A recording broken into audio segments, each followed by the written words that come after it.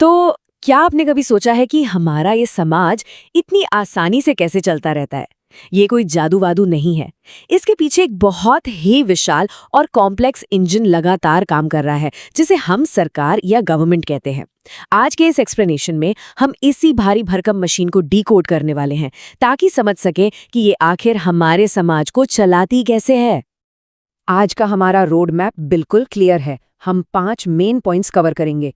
पहला, सरकार क्या है। दूसरा, द सुप्रीम रूल बुक। तीसरा, सत्ता की 3 शाखाएं।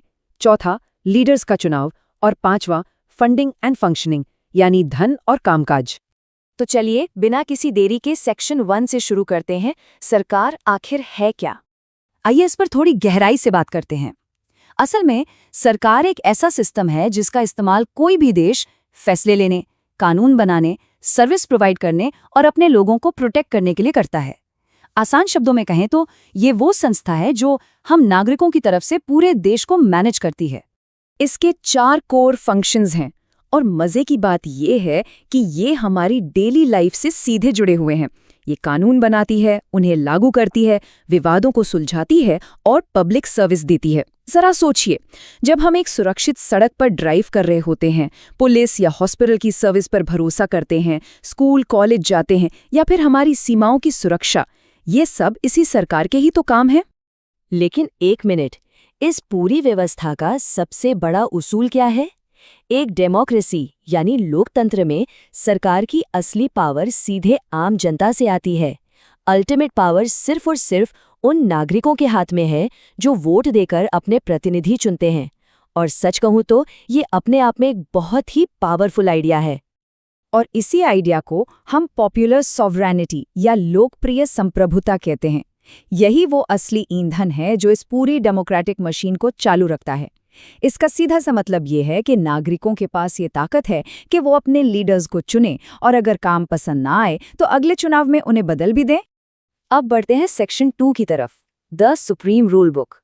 जाहिर सी बात है, किसी भी बड़ी और कॉम्प्लेक्स मशीन को चलाने के लिए एक सख्त ऑपरेटिंग मैनुअल की जरूरत तो होती ही है ना?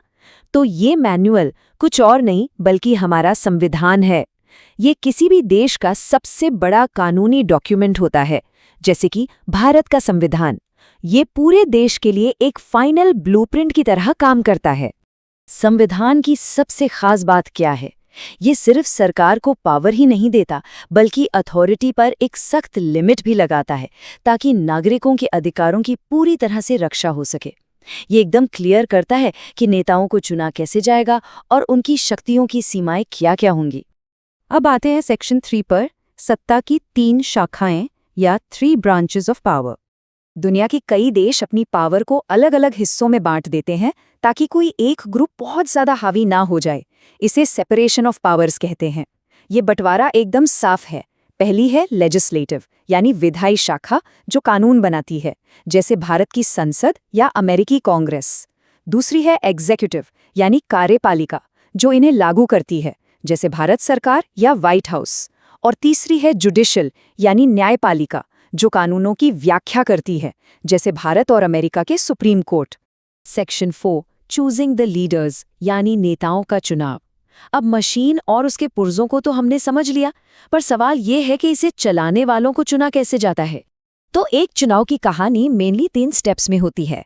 पहला स्टेप, पॉलिटिकल पार्टीज आपस में मुकाबला करती हैं। वो अपने आइडियाज और कैंडिडेट्स जनता के सामने रखती हैं, जैसे कि भारतीय जनता पार्टी या इंडियन नेशनल कांग्रेस।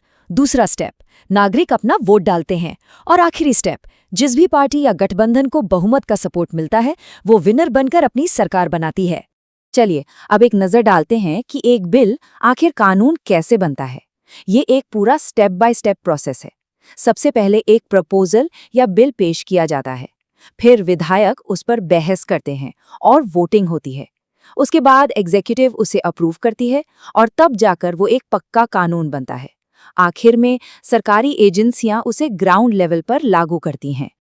और अब हमारा आखिरी सेक्शन, फंडिंग और कामकाज। देखिए, इस भारी भरकम मशीन को चलाने के लिए बहुत सारे पैसों की यानी फाइनेंशियल फ्यूल की जरूरत होती है। तो एक बड़ा सवाल ये उठता है कि सरकार इतना सारा पैसा इकट्ठा कैसे करती है? इसका सिंपल सा जवाब है टैक्स के जरिए। सरकार की फंडिंग के मेन सोर्सेज हैं income tax, goods and services tax यानी जीएसटी, कॉर्पोरेट टैक्स और कस्टम ड्यूटी। इन्हीं टैक्स के पैसों से वो सारी पब्लिक सर्विसेज चलती हैं जिनके बारे में हमने शुरुआत में बात की थी। और इस पूरे पैसे को मैनेज करने के लिए हर साल एक बजट पेश किया जाता है। ये बजट सच में एक बहुत बड़ा बैलेंसिंग एक्ट है।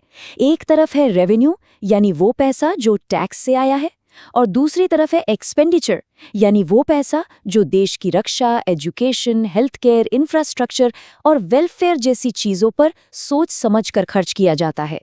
अब जाहिर है ये सारा कामकाज और खर्च कोई एक इंसान तो हैंडल कर नहीं सकता, इसलिए इसे अच्छे से मैनेज करने के लिए सरकार ने अलग अलग मंत्रालय और डिपार्टमेंट्स बनाए हुए हैं जो अपने अपने फील्ड के कामों पर बारीकी से नजर रखते हैं।